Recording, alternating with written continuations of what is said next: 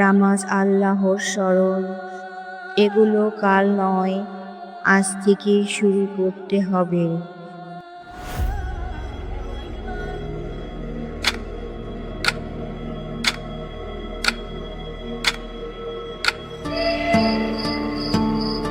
রাত তখন প্রায় 2টা।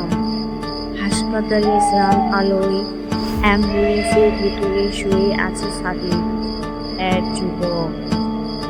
সড়ক দুর্ঘটনায় মৃত্যু হয়েছে কয়েক ঘন্টা আগে।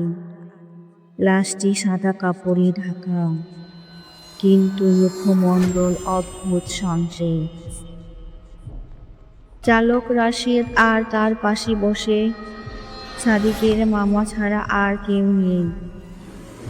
অ্যাম্বুলেন্স ধীরে ধীরে হাসপাতাল চত্বর ছাড়তেই হঠাৎ ভেতরে এক অদ্ভুত ঠান্ডা হাওয়া বইতে শুরু করে। রাশেদ প্রথমে ভেবেছিল হয়তো জানালা খোলা আছে, কিন্তু সব জানালা বন্ধ। কয়েক মিনিট যেতে না যেতেই সামনের কাছে ধীরে ধীরে পানি জমতে থাকে, যেন কেউ ভেতর থেকে নিঃশ্বাস ফেলছে। রাশেদ চোখ ঘুরিয়ে দেখে লাশের পাশের কাপড়টা সামান্য কাঁপছে, যেন ভেতরে কেউ শ্বাস নিচ্ছে। হঠাৎ এক করুণ কান্নার শব্দ ভেসে আসে। শুরুর দিকে মৃদু, কিন্তু মুহূর্তের মধ্যে তীব্র হয়ে ওঠে। সেই কান্না ছিল না মানুষের মতো, ছিল ভাঙা হৃদয়ের অসহায় আত্মার হাহাকার। মামা আতঙ্কে ফিসফিস করে বলেন, রাশেদ, তুই কি শুনেছিস? এটা তো সাদিকের কণ্ঠ। রাশেদ কাপা গলায় বলে, আমি জানি না মামা, কিন্তু মনে হচ্ছে সে কিছু বলতে চাচ্ছে।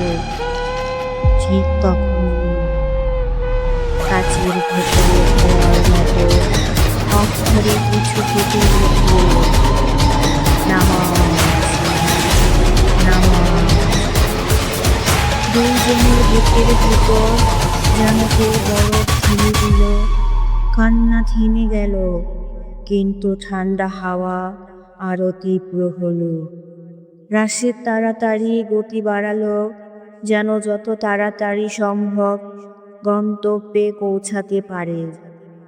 গ্রামে পৌঁছে যখন লাশ নামানো হলো, সবাই অবাক, কারণ লাশের চোখের কোণে স্পষ্ট পানি জমে আছে, যেন সে মৃত্যুর পরও কেঁদেছে।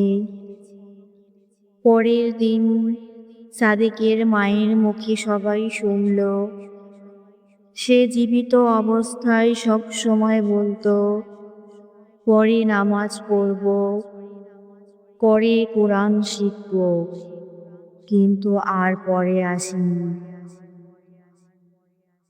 মৃত্যু হঠাৎ এসে পড়ে, আর তখন কান্না, অনুশোচনা সবই বৃথা।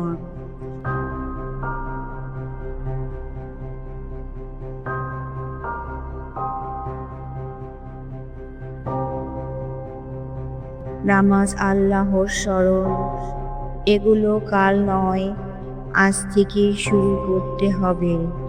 হয়তো আজ রাতেই শেষ রাত।